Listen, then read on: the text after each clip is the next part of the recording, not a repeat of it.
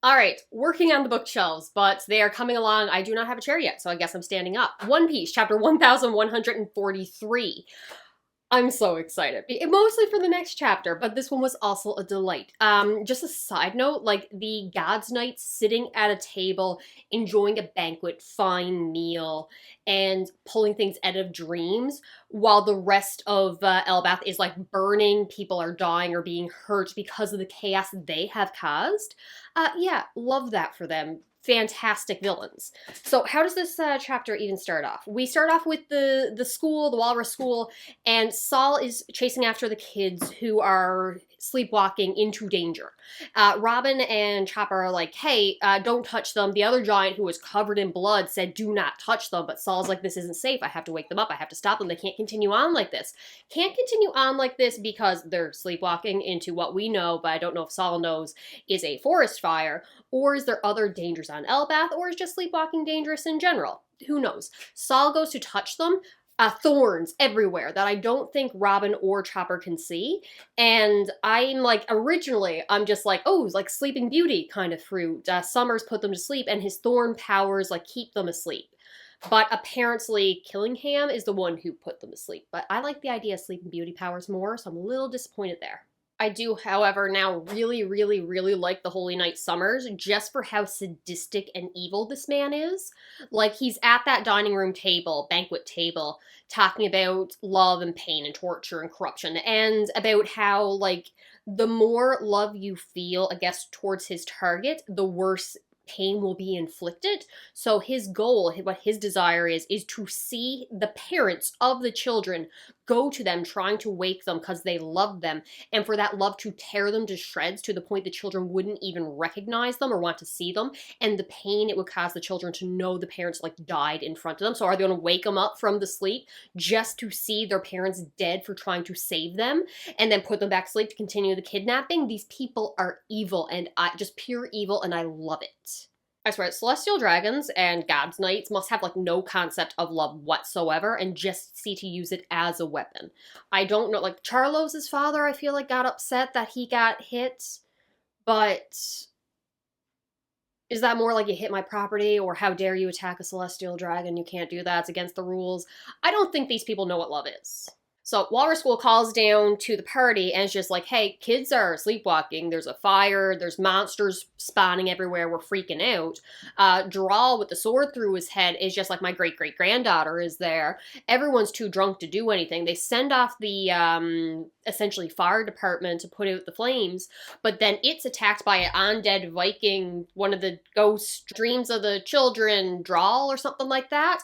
And I'm just like, this is a terrible time for everyone involved. Cut to the God's Knights at the banquet table, and all I'm really taking away from it, besides the fact these are manipulative, evil, sadistic people, is, what's her name? Gunko. Sorry, I left my brain for a second. Gunko is, like, shown in a panel, like, really loving the food, and I got two thoughts by that, because Luffy loves food, I'm sure Oda loves food, Childish Wonder Joy, enjoying a good meal. I'm wondering if that's a hint that she'll not be evil eventually. Maybe she will, who knows. But I'm mostly leaning towards the fact that she probably grew up in a situation where she was starving a lot and now appreciates a good meal, whereas everyone else just takes it for granted. Oh, I deserve this. I'm a celestial dragon on a God's Night. I deserve all this food and all this luxury. But I don't know. So she really seems to like it. So did she come from a situation where people feared Nika or worshipped Nika and blamed, maybe they gave away everything they had, including their food, because they thought that's what Nika would do? Past Nika, Luffy would probably, he would make sure everyone ate, but he also would not just starve to death and give away food. He likes his food. But, so like, does she blame Nika for starving in the past?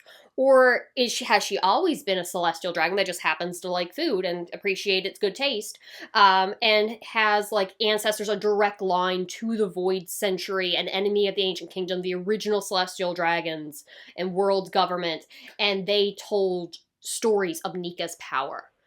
I don't know. I'm very interested in her past and why she fears Nika, what's going to happen with her.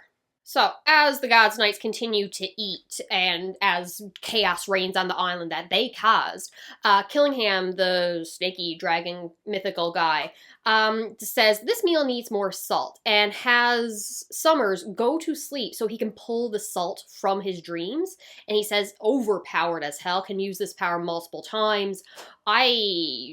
This is a very, very scary power. Like, what if we get Luffy's fear? God knows what that would be. Sanji's, Zoro's, like, the fear of the Straw Hats. I don't know. I need to make a video for talking about Usopp because him and dealing with fear and overcoming fear seems to be a theme that could really be taken advantage of in this arc, and I hope to see it. But I also really like the idea of him saying, like, this is a 0-calorie meal. Like, he's bringing things out of the dreams, but it has no weight on the world. I'm wondering if these are all just illusions, and if you don't fear them, they can't hurt you. Who knows? But the idea that the salt and the meal that created from dreams has no effect on them, whereas Luffy and his imagination can affect reality. So a different, more powerful form. I like that kind of parallel there. But now we get to the real heart of this chapter and why I'm so excited. Cut to Loki. Fire, burning, he's threatening everyone. Surrender your weapons and let me go, or else I will rain havoc. You can't stop me. You can't even lift this hammer. And everyone's mildly freaking out. Luffy is just like, hey, listen, I said if you go crazy, I'm going to have to take you out. But before that, he is like, hey, you're bleeding out. If you don't stop, if we don't help you, if we don't deal with these injuries, he's going to die. Zoro is mostly like, make a choice, Luffy. This is your doing, yada yada. And Hiruden is just, we'll say, very concerned of Loki's power. Now, what gets me is Luffy's focus, saying, like, I have unfinished business with Loki, he can't die here, kind of thing. And I don't want to believe it's just because he has information on Shanks. I want to think that Luffy knows Loki is Hiruden's brother, and he doesn't want Hiruden to go through the pain of losing a brother. I want it to be something like that, because for it just to be, you have information on Shanks, you promised me information, I can't let you die until you give that up, we have unfinished business, it doesn't feel right to me. So, Loki, not helping his reputation, because he is a good boy, I'm sure of it.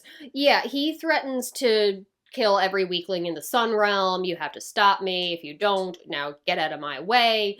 And Luffy just takes him down with honestly, the weakest punch we have seen Luffy give in a very long time. And Zoro's like, he was already on death's door, this isn't surprising, everyone's shocked. Loki is just in the snow, passed out. And I'm like, that was anticlimactic, but also hilarious. So, love that. They immediately chain him back up with the Sea Prism Stones, as Luffy says, I know he's done a lot, but I need to speak to him. We have to help him. Please help heal his injuries, to which Gerd obliges. Luffy is also very impressed with Loki's horns, and he decides to sit on them, which I honestly think is so, so cute. I love that. Hiruden then is remembering that his own father had horns. He remembers his father with said horns, by the way, before they were torn off. Hugging or praising both of his children, saying, my beloved sons, I want you to work together to make Elbath a better place when I'm gone, yada yada. And then just remembers Loki insulting his mother, calling him dirty blood, and every horrible thing that he has done. So I'm just like, I don't buy it at all. Hiruden picks up the axe and is ready to kill Loki. But I'm just like, okay, that is learned behavior. So Loki heard those words about dirty blood from someone, whether it's the other giants, whether it's Drawl, whether it was his own father, who knows, but someone taught Loki that. And the fact that they call him the accursed prince, the fact that they mentioned, like, oh, this horse died, or the queen fell sick, all on certain times in Loki's life, like they're assigning blame to him. He was raised to be the scapegoat here. But Loki regains enough consciousness to be like, don't tell me you're like everyone else. Are you actually buying that? You think I killed our father in cold blood? Like, I'm provoked? Seriously, you actually believe that?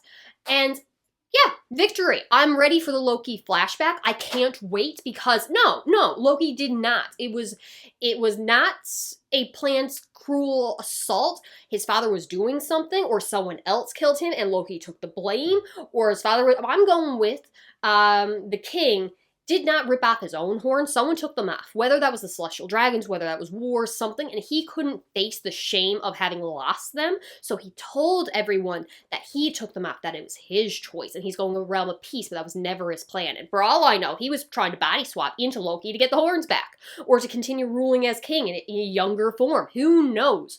Or maybe Drawl, with the sword of the former king in his head, had something to do with this. Was he doing something shady? Did he kill the king? Does he remember what happened or not? Or did Loki and Drawl team up to stop the king and now are trying to protect his memories? Something is going on, and I need the flashback, which better be next chapter, Oda. I am begging you. So that's pretty much all I got. I really need a chair because I don't like standing in front of the bookshelf. I need a chair to sit on. But tell me what you think. I personally really like this chapter, but it's getting me hyped for what is to come, and I can't wait. I need Robin to see the mural on the wall. I need her interpretations of that. I need the Loki flashback. I need to know what's up with the king. I need to know if I'm ever going to trust Gerd, because that doctor, I still don't believe that she's on our side. I want to know what's up with the celestial dragons. I need to know what's going on with Shamrock. I need Big Mom to show up, because if she doesn't, I'm going to be very pissed. I need to know what we're not supposed to linger in Elbath. I want to know why Scopper is here. Like, is he going to get involved? Is he going to protect his child? Please, next chapter, please. There's no break next week, I don't think. I'm excited, okay? That's all I got. Talk to you later. Bye.